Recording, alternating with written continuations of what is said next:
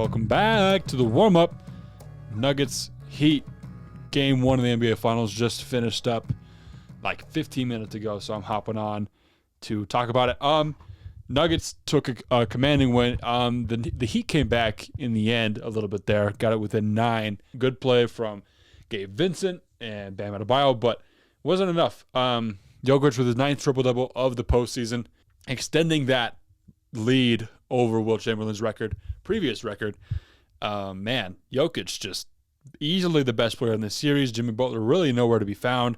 Bam Adebayo with, the leading Heat scorer for this game. Everything that I said about Bam in my head to myself before this game was a little bit like, I was watching the game with my dad, and it was like, okay, Bam's really not taking it hard. He's scoring the ball. And in my head before, I was like, Bam's not really of a scorer. He's not, he's pretty much just a good defensive guy and a decent passer, like a pretty good passing out of the big guy, But he had more than 20 points this game and shot like 22 or 23 times, I believe. And so, kind of flipped it on his head, but he let Jokic do whatever he wanted. Jokic only shot 7 times, 7 for 10, 27 points, 10 rebounds, and 14 assists in game 1 in Denver. So, kind of let Jokic do whatever he wanted. But it was interesting to see that Jimmy Butler wasn't really there, not really existing in Denver tonight. So, Jamal Murray and Jokic, the first duo in the NBA Finals since Magic Johnson and James Worthy in 1987 to have each 25 points and 10 assists as a duo each, as I said. So, big play from those two. Big first quarter from Aaron Gordon, too. That was huge to just get that lead going out. Michael Porter Jr. was shooting it pretty well. And then that mixed with, Max Strus not shooting well, Duncan Robinson not shooting well, Caleb Martin not shooting well, Butler not shooting well. Those two things kind of gave the Nuggets a super big lead. I think it got up to like 21 or 22. But didn't really help their case, the Heat's case. They played some different guys. I felt like they personally brought Kyle Lowry in a little bit later than they should have, because he started balling when he came in. Him and Bam did really good in the pick and roll together. But, yeah, I really think I was teetering before this game on the fact that, okay, this might be Nuggets in 6. I could see it being 6, but now I'm like, dude, Nuggets in 5. Not going to be a sweep. I don't think they're going to go to Miami and win 2. I think they will definitely win 2 at home. I don't know if they're going to win 2 in Miami, but I could see them stealing 1 and then getting 1 in game 5 at home and then taking the series and then Jokic's ring. So very, very interesting to see how that played out. Not like the most exciting series, but man, Nikola Jokic is cementing himself as one of the greatest players of all time.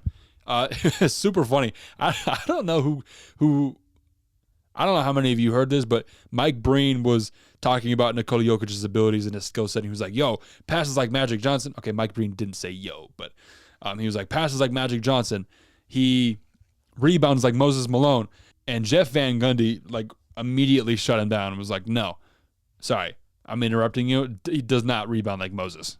He doesn't. Mark Jackson pipes in. He's like, he does not rebound like Moses Malone. But then Mike Breen's backpedaling, and he's like, dude, no, he doesn't. Stop.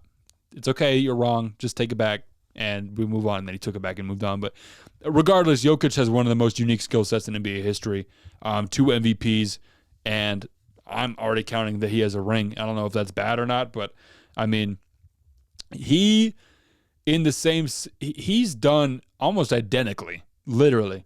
If he wins this finals, Nikola Jokic has done what Giannis Antetokounmpo did when he won his back-to-back MVPs and then won a ring. Giannis, I'm working on a piece right now called the second star theorem, where it's talking about how there's only so much space for good players in the NBA. And I know there's a lot of talent, but really all-time game-changing players.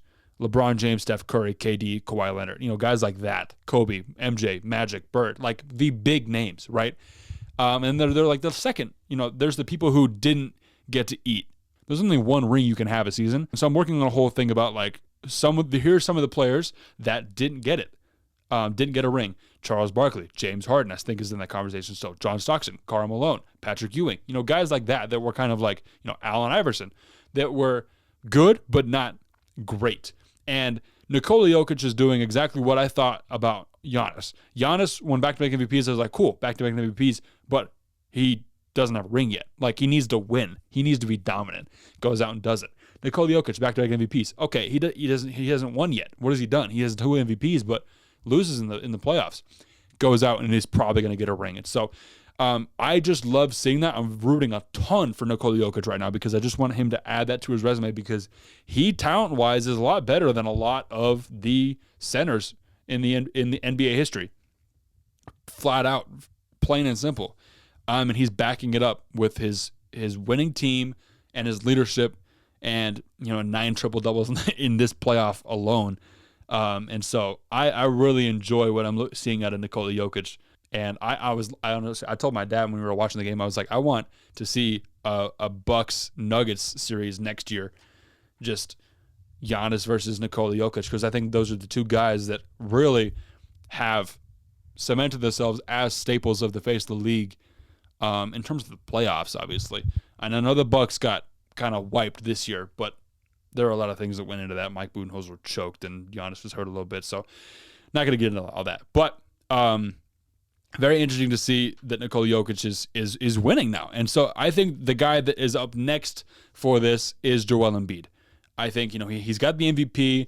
He's been super, super close multiple times. I'd say it's between either Embiid or Tatum. Embiid has the MVP, not the finals appearance.